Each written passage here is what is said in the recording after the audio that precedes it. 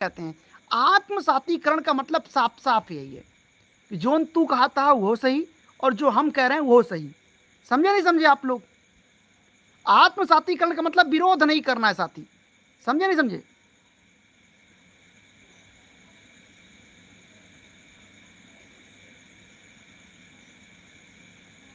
चलो दोस्तों, अगले क्वेश्चन पे आ जाओ। वाइगोत्स्की के सामाजिक सांस्कृतिक सिद्धांत में संज्ञानात्मक विकास में किसकी भूमिका को सबसे महत्वपूर्ण माना जाता है? मतलब अकॉर्डिंग टू वाइगोत्स्की बच्चों के दिमागी विकास में किस भूमिका को सबसे महत्वपूर्ण मानते हैं? हाँ, तो साफ साफ छेना कहो ना आप लोग, फिर रसमलाई क्यों कह रहे हो? बताइए, छेना कहे होते हम पहले ही समझ गए होते। छेना हम ही तो बनाए थे। कोई बात नहीं, यही है। बताइए, इतने आसान चीज को आप लोगों ने रसमलाई बना दिया। कुछ भी कहते हो। चलो वापस चलो, हो गया, हम सब समझ गए। तो गुरु, अनुवांशिकता, आप देखो इसको ऑप्शन से हल करो। अनुवांशिकता और परिपक्वता की बात किसने किया था? साथियों, अनुवांशिकता और परिपक्वता की बात करने वाले व्यक्ति का नाम था पियाजे। तो ये तो नहीं होगा। पुरस्कार और दंड की बात स्किनर। संवेदी अंगों की बात पियाजे। उत्तर क्या होगा? Option number B. फास्ट और जल्दी जल्दी चलो। लॉरेंस कोहलबर्ग के नैतिक विकास के किस चरण में बच्चा ये सोचता है कि अगर मैं ये अच्छा काम करूंगा तो अध्यापक मेरी तारीफ करेगा, इसलिए मुझे अच्छा होना चाहिए? क्या बात है भाई, इसको तो आप लोग टूट पड़ोगे। हाँ हाँ, बिल्कुल ठीक है साथी, करते जाओ।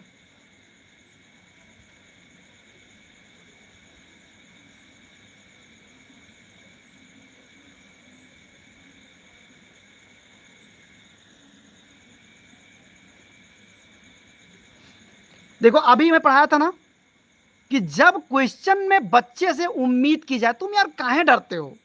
क्वेश्चन में अब इतना देखो, अगर किसी क्वेश्चन में बच्चे से उम्मीद की जाए कि देखो बच्चा, यदि आप ईमानदार होगे तो आपके माता पिता आप पे गर्व करेंगे, इसलिए ईमानदार रहिए। तो ये अच्छा लड़का अच्छी लड़की अवस्था में जाएगा, यानी लॉरेंस कोहलबर्ग का दूसरा स्तर, स्टेज नंबर 3, इसका एकदम सही उत्तर है। समझे नहीं समझे? देखो, सामाजिक अनुबंध का मतलब ये बच्चा 18 साल का है। सामाजिक अनुबंध का मतलब मैंने क्या बताया था, किसी को याद है? एक बार हाथ ऊपर करके बताओ। सामाजिक अनुबंध का ट्रिक मैंने क्या बताया था कि हम कैसे पहचानेंगे कि बच्चा सामाजिक अनुबंध में है कि नहीं है? सामाजिक अनुबंध का मतलब होता है चोर चोर मौसेरे भाई, कि देखो बहन, तुमने भी चोरी की है और हमने भी चोरी की है, तो पुलिस के पास क्यों जाएं? इसी को सामाजिक अनुबंध कहते हैं। सार्वभौमिकता की नैतिकता का मतलब यह होता है कि बच्चा 18 साल का है। जब बच्चा सबकी भलाई के बारे में सोचने लग जाए, अगर क्वेश्चन में ऐसा दिख रहा है कि बच्चा सबकी भलाई सोच रहा है, तो इसको सार्वभौमिकता की नैतिकता कहते हैं। निशा कह रही है कि रसमलाई येलो कलर की होती है और जो छोटे डिब्बे में पैक होता है, शादी के टाइम पानी पीने के लिए मिलता है, वो रसमलाई या छेना होता है। मुझे लग रहा है बच्चा तुम हलवाई हो क्या? मुझे ऐसा लग रहा है, बहुत डिटेल वाला नॉलेज है। खैर, मैं मजाक कर रहा हूँ, सीरियसली मत लीजिएगा। चलो, चारों विकल्प आप लोगों ने समझ लिया। आगे, हावर्ड गार्डनर के अनुसार जो व्यक्ति पादप जगत, जीव और पर्यावरण के विभिन्न पहलुओं के बीच में सूक्ष्म अंतर को आसानी से समझ जाता है, उसके अंदर कौन सी बुद्धि होती है? क्या बात है सर, इसे करो। करीब यार 500 लोग लाइव, और आप लोग लाइक नहीं करते हो, मजा नहीं आता है। लाइक वाइक कर दिया करो यार, सब्सक्राइब कर दिया करो। तुम लोगों से कुछ नहीं मांगता, ये भी नहीं कर सकते हो, लाइक तो फ्री में कर सकते हो ना।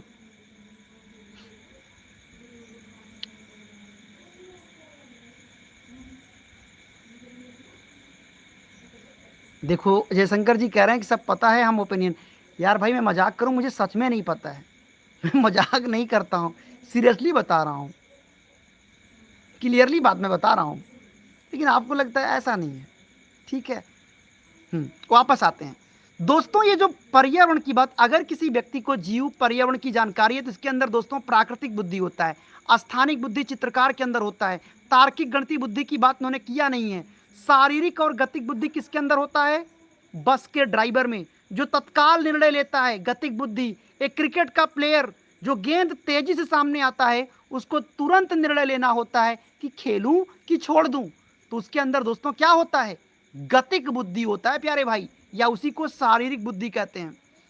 भाषा कौशल के विकास के लिए नॉन चॉम्स्की द्वारा प्रतिपादित सार्वभौमिक व्याकरण की परिकल्पना क्या दर्शाती है?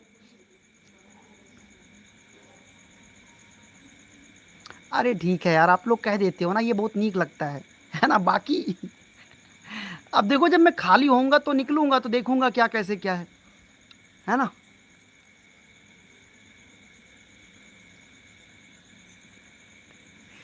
भाषा कौशल के विकास में नॉन चॉम्स्की के द्वारा प्रतिपादित सार्वभौमिक व्याकरण की परिकल्पना क्या दर्शाती है? अच्छा एक बात बताओ, चॉम्स्की ने यह बतिया तो कहा था कि जब बच्चा धरती पर जन्म लेता है तो पहले रोता है, तो रोना भी तो एक भाषा है, और रोना इस बात का संकेत है कि बच्चवा को भूख लगा या तकलीफ है। तो ये घटना तो हर बच्चा करता है, इसीलिए कहा कि ये सार्वभौमिक व्याकरण है। सार्वभौमिक का मतलब जो हर कोई करता है। तो गुरु कितना बढ़िया क्वेश्चन था ये। सभी मानव भाषाओं की बुनियादी संरचनाओं में कुछ सार्वभौमिक जैविक समानताएं होती हैं, सही बात। दुनिया की सभी भाषाएं व्याकरण के मामले में एक समान होती हैं, गलत बात। क्या बात कर रहे हो, ये केवल लिखा तो गलत है, पूरी तरह लिखा है गलत है। हमेशा याद रखो साथी, पढ़ाई लिखाई के साथ एक चीज हमेशा याद रखो, कभी भी किसी विकल्प में पूरी तरह ना लिखा हो, सरल ना लिखा हो, कठिन ना लिखा हो, जटिल ना लिखा हो। और अगर किसी विकल्प में ऐसी कोई भी बात लिखी है तो वो विकल्प हर हाल में साथियों गलत ही होगा, ये आप मान कर चलिए। समझ रहे हो भैया? हाँ, बात को समझो गुरु, तभी जाकर बात बनने वाली है। आ जाओ साथी, अगला क्वेश्चन देखते हैं। एक समावेशी क्लास में एक शिक्षक को विशेष आवश्यकता वाले बच्चों के अधिगम को सुगम बनाने के लिए कौन सी रणनीति अपनानी चाहिए? मुझे पता है मेरी क्लास में सामान्य बच्चा भी है, प्रतिभाशाली भी है, मंद बुद्धि भी है, दिव्यांग भी है। तो यार विशेष आवश्यकता की जरूरत तो सबको है, चाहे कोई पढ़ने में बहुत तेज हो, चाहे कोई पढ़ने में बहुत कमजोर हो। दिक्कत तो सबको है। इनको आगे बढ़ाने के लिए क्या करूं? बहुसंवेदी शिक्षण विधियों का प्रयोग करूं, बात तो सही है। हम ऐसे तरीके का प्रयोग करेंगे जिसमें उनकी इंद्रियों का पूरा प्रयोग हो। पाठचर्या में आवश्यक अनुकूलन करूंगा, ये भी सही है। बच्चों को उनकी अक्षमता के आधार पर गलत ऑप्शन, लेबलिंग नहीं कर सकते आप, इसको नोट कर लो भैया। ये तो ठीक है कि मंद बुद्धि को प्रतिभाशाली बना दिया, पर प्रतिभाशाली को मंद बुद्धि कैसे कर दूं? यानी लेबलिंग नहीं करना है, अलग अलग नहीं बांटना है, मतलब ये सब विकल्प गलत है। सकारात्मक पुनर्बलन और सहयोगात्मक अधिगम को बढ़ावा देना, ये बात भी सही है, लेकिन हमें पॉजिटिव ऑप्शन को ढूंढना है। हम ऑप्शन नंबर ए के साथ जाएंगे, क्योंकि मुझे पता है कि मैं अगर क्लास में पढ़ा रहा हूं तो मुझे कुछ इस तरह से पढ़ाना होगा कि इंसान के, बच्चे के जीवन के, उसके हर अंगों का, उसकी आंखों का, दिमाग का, मन चित्त दिमाग दिल एक जगह लग जाए। इसीलिए बहुसंवेदी शिक्षण विधियों का प्रयोग करना है। क्योंकि बच्चा 5 साल का है, वो छोटा बच्चा प्राइमरी का है, तो उसके ध्यान को खींचना बहुत जरूरी है। आगे, जीन पियाजे के संज्ञानात्मक विकास के सिद्धांत के अनुसार ये जो संरक्षण की भावना है, ये जो रिवर्सिबिलिटी की भावना है, ये किस उम्र में विकसित होता है? भाई साहब, जो 7 से 11 साल का बच्चा होता है ना, इसके अंदर पलटावी गुण विकसित हो जाता है। पलटावी का मतलब तुम्हें कितनी बार समझाऊं? 3 धन 5 बराबर क्या होगा? आपने कहा सर जी 8। हमने 3 और 5 को मिटा दिया। अब मैंने पूछा मेरे भाई 3 धन 5 कहाँ चला गया? अगर बच्चे को याद ही नहीं आ रहा है कि 3 धन 5 कहाँ चला गया है, तो इसका मतलब फिर वो बच्चा 2 से 7 साल का है। और अगर बच्चे को याद है कि 3 धन 5 कहाँ चला गया, तो इसका मतलब ये है कि फिर वो बच्चा 7 से 11 साल का है। अब मूर्त संक्रियात्मक अवस्था से और क्या क्या क्वेश्चन आएगा पेपर में? आएगा कि बच्चों में वर्गीकरण का गुण किस अवस्था में आता है? तो भैया वर्गीकरण का गुण भी मूर्त संक्रियात्मक अवस्था का ही लक्षण है। क्योंकि अगर मैं किसी बच्चे को 5 रुपये, 10 रुपये, 20 रुपये, 50 रुपये का सिक्का दे दूं, फिर मैं बच्चे से कहूं कि बेटा इन सिक्के को अलग अलग करके मुझे दो, अगर वो बच्चा करके दे पा रहा है तो इसका मतलब ये है वो 7 से 11 साल का बच्चा है। समझे साथी? और एक क्वेश्चन और आएगा और फाइनल बताता हूं। अगर आपसे पूछे कि जीन पियाजे की वो कौन सी अवस्था है जिस अवस्था में बच्चा तर्क करके सीखता है, तो गुरु तब उत्तर होगा मूर्त संक्रियात्मक।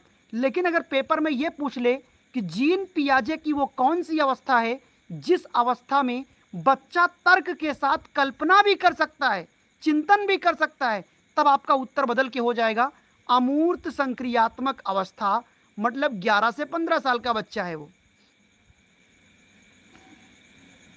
मुकेश जी कह रहे हैं कभी कभी नाम भी लिया करें सर, पॉजिटिव मोटिवेशन आता है।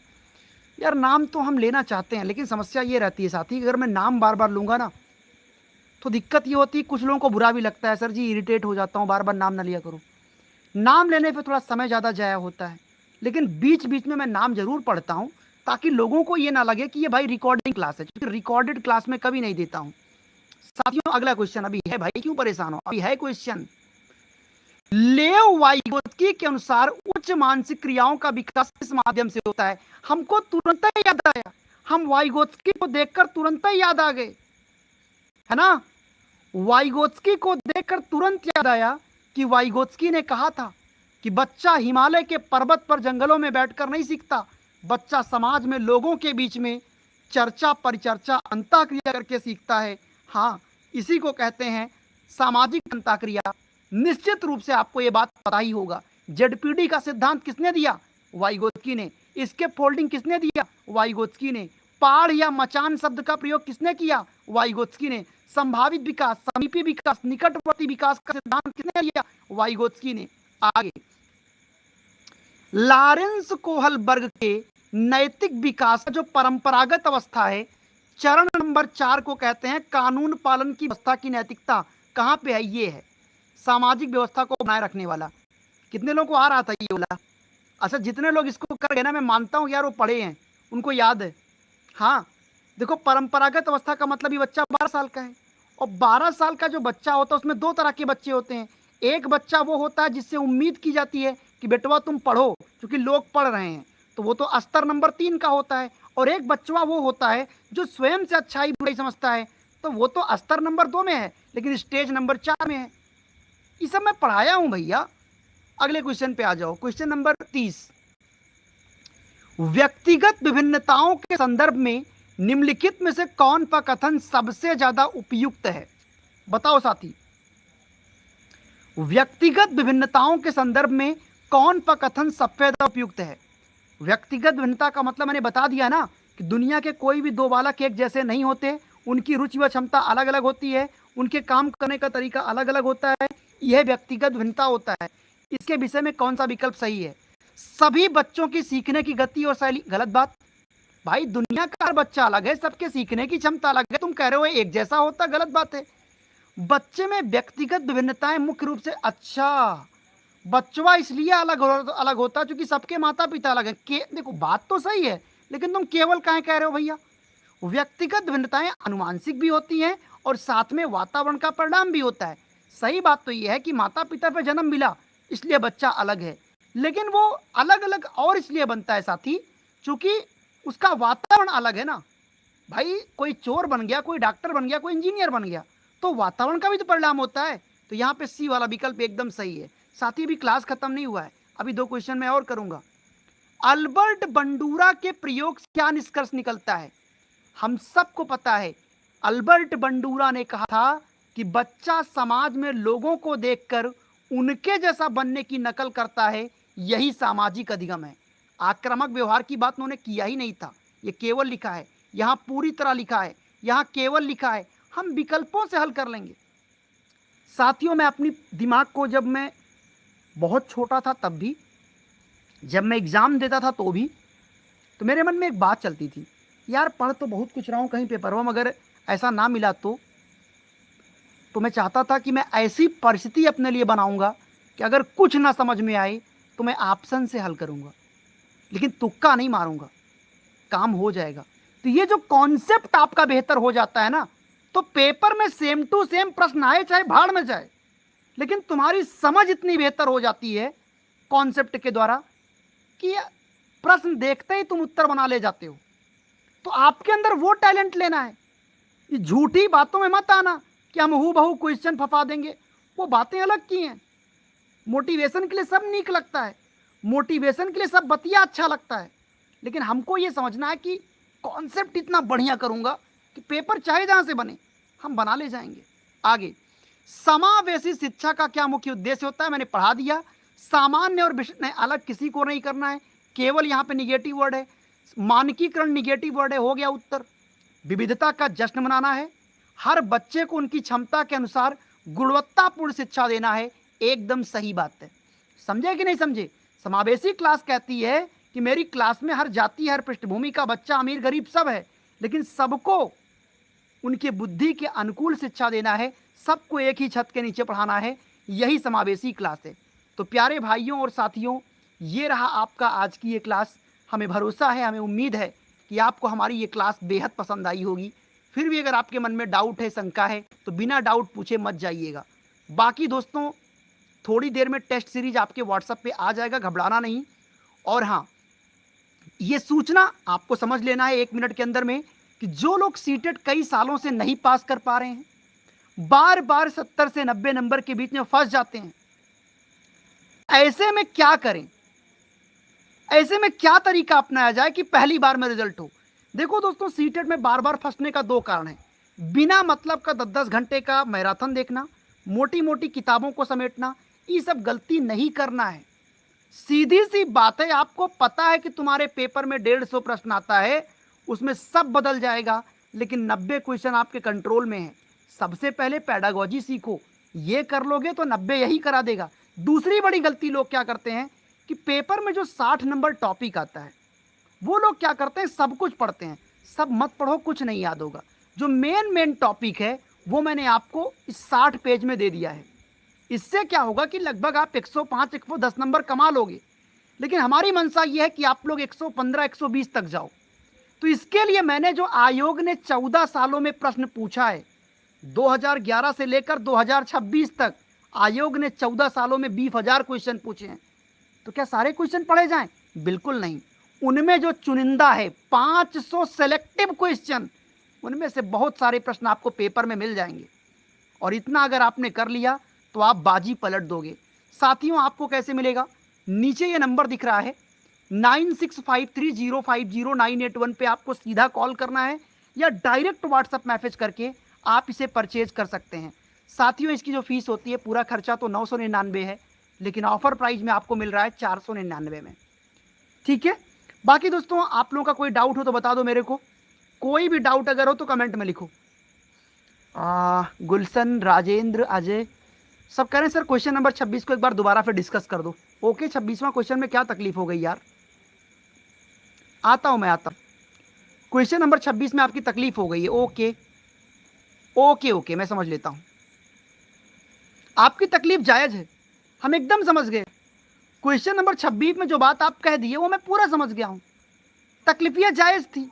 यहां पे निगेटिव उत्तर पूछ रहा था। यहां देखो, बचना चाहिए, निगेटिव उत्तर पूछ रहा है, गलत उत्तर वो पूछ रहा है। हम लोग सही उत्तर किए हैं, तो अगर गलत उत्तर पूछ रहा है तो ऑप्शन नंबर सी कहो ना। अच्छा, एक बात बताओ, अगर 5 तिहाई 15 होता है और अगर कहीं 5 तिहाई 10 निकल गया, 5 तिहाई 30 निकल गया, तो उस पर ध्यान ना दो यार। आपको इतना ध्यान देना है कि 5 तिहाई 15 ही होता है। ये तो साफ साफ दिख रहा है ना कि अगर वो गलत उत्तर, देखो हम लोग तो पॉजिटिव उत्तर कर रहे थे, लेकिन यहाँ नीचे लिखा है कि बचना चाहिए। किस चीज से बचें? तो बच्चों को लेवलिंग नहीं करना है, अलगाववाद नहीं अपनाना है। समझे कि नहीं समझे आप लोग? यानी 26 का यहाँ पर दोस्तों ऑप्शन नंबर सी यही गलत है, और जो गलत है वही सही है, क्योंकि हमको उत्तर करना था इसका गलत उत्तर। आप संतुष्ट हो सारे लोग? मतलब ये सब पे घबराया मत करो यार। चलिए, बहुत बढ़िया। तो चलिए दोस्तों, चलते चलते आपसे निवेदन बस इतना ही है कि अपना ख्याल रखिएगा, हमेशा सकारात्मक सोचिए, क्योंकि आप अपनी मंजिल तक पहुंचने की वजह आप हो। ये तो जो बीच में बहुत सारे लोग मिलते हैं, झूठे मित्रता का दिखावा करते हैं, वो सब तो फर्जी बातें हैं। हकीकत ये प्यारे, आप अपनी सफलता का वजन स्वयं बनोगे, अपनी सफलता को स्वयं आप आगे बढ़ाओगे। लेकिन मैं आपसे एक ही चीज़ का रिक्वेस्ट करूँगा कि हमेशा यार सकारात्मक सोचा करो। ये मत सोचा करो कि ऐसा होगा कि वैसा होगा। एक ही चीज़ सोचना है कि हर हाल में होगा, क्यों नहीं होगा। हाँ, बाकी लोग कह रहे हैं सर टेस्ट यार व्हाट्सएप ग्रुप में मिल जाएगा। ग्रुप आप लोग ज्वाइन नहीं करोगे, कहाँ मिलेगा? मैं आपको लिंक देता हूँ, सुनो। जहाँ क्लास आप लोग देख रहे हो, क्लास में देखो, नीचे आपको कमेंट बॉक्स में नीले कलर का लिंक दिख रहा होगा। ये देखो, मैं लिंक आपको दे देता हूँ। क्लास में आप लोग नीचे देखो, नीले कलर का आपको लिंक दिख रहा होगा, उस पर आप लोग सिंपली क्लिक करो। जब आप क्लिक करोगे तो वो व्हाट्सअप में चला जाएगा, ज्वाइन कर लो उस ग्रुप को आप लोग। क्लास पीडीएफ टेस्ट सीरीज, उसमें बहुत कुछ मिल जाएगा यार भाई, कहाँ ही सब परेशान रहते हो। देखो नीले कलर का लिंक आ गया कमेंट बॉक्स में, उस पर क्लिक करके व्हाट्सअप ग्रुप ज्वाइन कर लो, सब कुछ वहाँ मिल जाएगा आपको, टेस्ट सीरीज, आपके क्लास पीडीएफ, सब कुछ है। बाकी दोस्तों मुलाकात आपसे हम कल करेंगे शाम को, कितने बजे? शाम को आपसे मुलाकात होगी 3 बजे। 3 बजे मतलब 3:20 पर, इसी चैनल पर, एजुकेशन स्टडी पॉइंट पर। तब तक के लिए अपना बहुत ख्याल रखिएगा। धन्यवाद, थैंक यू सो मच, आभार आप सभी का, शुक्रिया। जम्मू से आप देख रहे हैं सुनील शर्मा जी। हाँ, काफ़ी लोग अंडमान निकोबार से भी एक छात्र ने मैसेज किया, कॉल किया। तो बड़ी बड़ी जगहों से आप लोग देखते हो, बहुत दूर दूर से। खैर ये सीटेट ही है जो एक, कहते हैं ना, सीटेट ऐसा एग्ज़ाम है जो पूरे भारत को एक जगह जोड़ लेता है, क्योंकि एक ही पेपर आता है, पूरे भारत में आता है, एक साथ आता है, एक समय पे होता है। चलिए दोस्तों, धन्यवाद, थैंक यू सो मच, धन्यवाद।